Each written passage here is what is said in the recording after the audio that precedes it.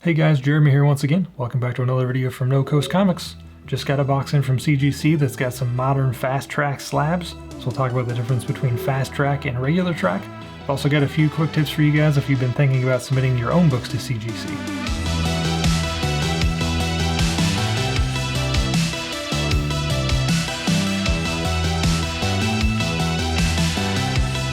So this box just came in today from CGC. It is going to have 4 fast track modern books. The difference between fast tracking and regular track is that the fast track is supposed to, and usually does, cut the submission or cut the turnaround time in half. So when you go to submit your books online, it'll give you an estimated turnaround time. I think when I submitted these, the standard was about 20 to 25 days. So these ended up getting done in about 10, 11 days, I think, once they received it. So as promised, it was about twice the estimated speed of the regular track. So got these back pretty quick. And just a small, we'll stack this time.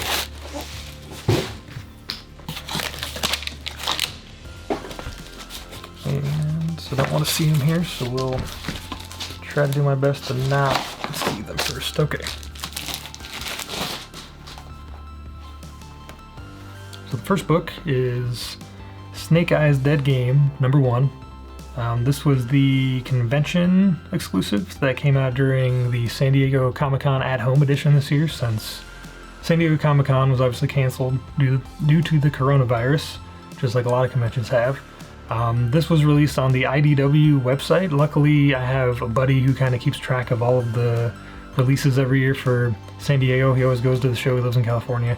A great guy. Anyway, he gave me a heads up that the IDW store was releasing their exclusives, so I hopped on there, got this and a few other books. I think they only printed about 500. I think it was exactly 500 of these, at least that's what the website said. Rob Liefeld cover.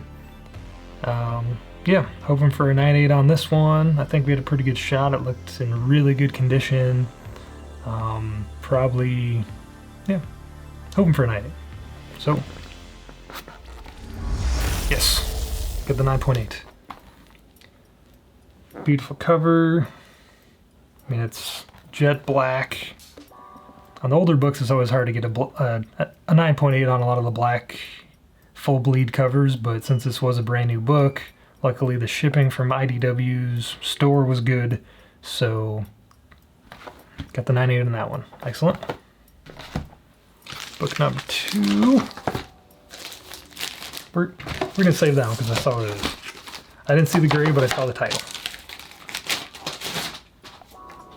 Okay. Miles Morales, Spider-Man #1, 3rd printing. I think there were 4 or 5 printings of this book. There really wasn't much, if any, on the CGC census of this book. It looked really nice. I picked this up at the LCS for a decent price. Like the first print of this book, you know, goes for some pretty good money. Just a cool cover too. So hoping for a 9.8 on this one. Did we get it?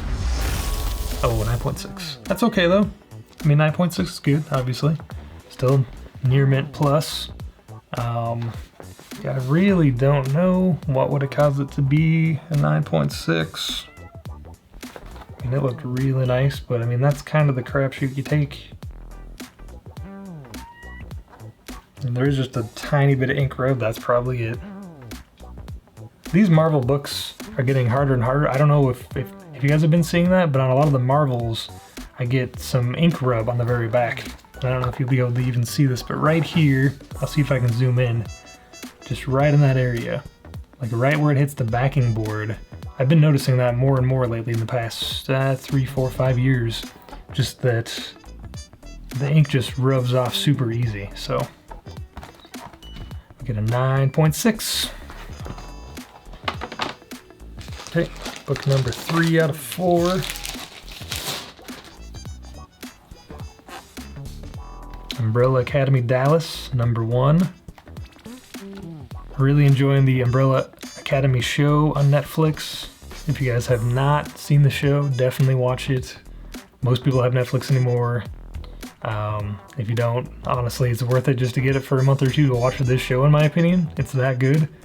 A lot of other good programming on Netflix as well too, but so the Umbrella Academy Dallas, this is the second volume, which is the basis for season 2 of the show. Yeah, great ride watching that show. Always a fun time to watch that series. So this one is really nice as well. Hoping for a 9.8 on this. Kind of be shocked if it's not, but you know, could get a 9.6. Let's just see what we get. We get the 9.8. Excellent.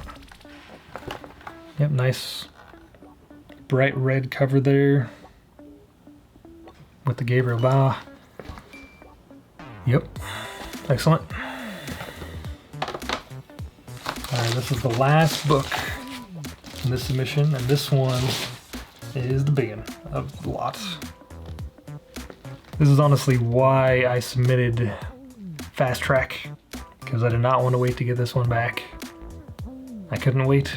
It looks so nice. You guys saw it in the unboxing video for the Skybound mystery boxes. The Negan Lives #1 red foil edition. Only printed 500 of these. A lot of them have been graded. It looks like there's about 90 some on the census right now, I think. So about, for like 90, I think 7 were 9.8, and then there's a 9.6 or 2. So about 20% of the print run, or so we're told, has been graded. This was a really nice copy. I think it has a really good shot at a 9.8. So fingers crossed. Let's just do it. 9.8. Excellent. Very happy about that, guys. Yeah, that's just a beautiful book, beautiful cover, beautiful condition. Does not shock me one bit, but CGC also agreed with me. It's a 9.8. All right. Excellent. So we got some great books. Now that we've unboxed those, let's talk about some quick tips that I've got for you guys if you're thinking about starting to submit to CGC. Just a few things to get you thinking about what you might want to submit, kind of the process involved, just the first steps of that sort of thing, the thought process that goes through my head, I guess. The first one would be, why do you want to submit this book? Is it something that means a lot to you? Is it like a cherished book from your childhood? Like the first book you ever got? Is it something that reignited your love of comics? Is it just a series you really like? I would just have a reason to do it. I mean, are you planning on selling it? Because as we know, CGC, especially in 9.8 and those higher grades, can really add a lot of value if you're just planning on, you know, selling it.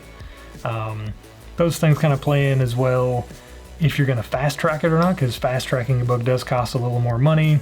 If there's a certain, you know, period in the market that you're trying to hit with a certain book, I mean, that's more advanced stuff down the line, I guess, if you're talking about just reselling. But and there's other reasons, like if you're at a convention, for example, and you want to get a book signed and CGC is there, then you can get their signature series, which is the yellow label that proves, you know, the date, who signed it, and it's encapsulated and graded. And that's really cool. I have quite a few books like that I've met the creators, got them to sign the book, you know, even a sketch, just to have that memory and, you know, the date on there. This is the date I met that creator. That's really awesome. So that's a huge reason for me to do it at conventions anyway.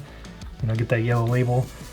So yeah, something to think about. Just, you know, maybe even start researching the values of what they sell for on eBay, if that makes any difference to you. The second thing I'd recommend is just start learning a little bit about the terms if you don't know. Like, what's a spine tick? What is color rub? What is, you know, a missing coupon? It may seem obvious, but if you're a complete beginner in the CGC grading process, or even grading raw books in general, it can be kind of enlightening, I guess, to start thinking about all these different things that add up to a certain grade for a book. You know, what might start out as a 9.8, you know, looking at the corners, then you look at like the spine and you see, oh, it's got 4 or 5 ticks, so that's definitely not going to be a 9.8 anymore. So just kind of, I guess, starting to understand the terminology, so when you see people talking about it online, then you can recognize, oh, they're talking about that, and then that knocks the grade down that much. So you start to get a feel, I guess, of what affects the grade of a book. And anything that you see on a book that does not look perfect, you know, that can all bring the grade down. So that's my second thing. Just kind of start getting comfortable with reading and hearing the terminology if you really don't know anything about that. And if you do, great. You already have step 2 pretty well taken care of. The third thing I'll mention on this video, just for the beginners, kind of quick hits for the things that I think about when I'm trying to tell somebody what it's like to look at a book and know whether you should submit it or not, is really inspect your book as if you don't own it. And what I mean by that is, if you were at a shop and looking at this book, you would probably look and find all of the defects and weigh in your mind, is this worth the price they're asking? It's kind of difficult because there's a bias when you own something that you are naturally going to think it's better than it really is. And that's kind of a difficult hurdle to get over if you've never submitted a CGC before. That's why a lot of times people that submit their first time are kind of shocked by the grade because they think it's going to be much higher, just because they don't have that critical eye. And it is really difficult, especially if it's your first time.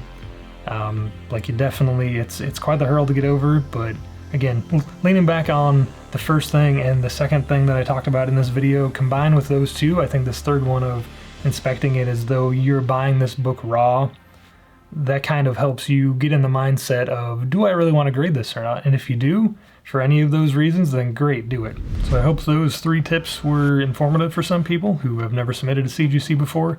I've had quite a few questions asking about the process. I'll definitely plan on doing a more in-depth video in the near future. Just wanted to kind of get something out there for you guys to start thinking about maybe which books you might want to send, what books you might need to look at again, if you really do want to try to get a high grade, copy. There's nothing wrong with, sending in a few books, learning from it. I definitely did that when I started out. I was not getting, 9.8s and 9.6s right off the bat, definitely. It's a learning process. There's so much information on the internet out there. I'm definitely going to be making more videos, like I said. So let me know if there's any specific CGC questions that you guys have, and I can either respond to the comments or make another video about all the questions. I mean, that might be kind of cool to do. If you don't have questions, I'll just make a list and go through them, answer them all. So if you have any questions at all about the CGC process, or pressing, or grading, or what it's like to submit books at shows, just let me know. I'm happy to answer. So that's going to do it for this video, guys. Hope you enjoyed it. If you did, please give me a thumbs up. Hit that subscription button if you haven't yet, and hit the bell notification. That one lets you know when I post new content. Right now, I do have a 100 subscriber contest giveaway going on right now. I'll put a link to that somewhere up here. So click on that if you haven't yet. Once we hit 100 subscribers, I'll be giving away 3 key New Mutants comics to celebrate the release of the movie over the weekend. So definitely check that out, and please subscribe to the channel once again. Thanks for hanging out, and I'll see you next time.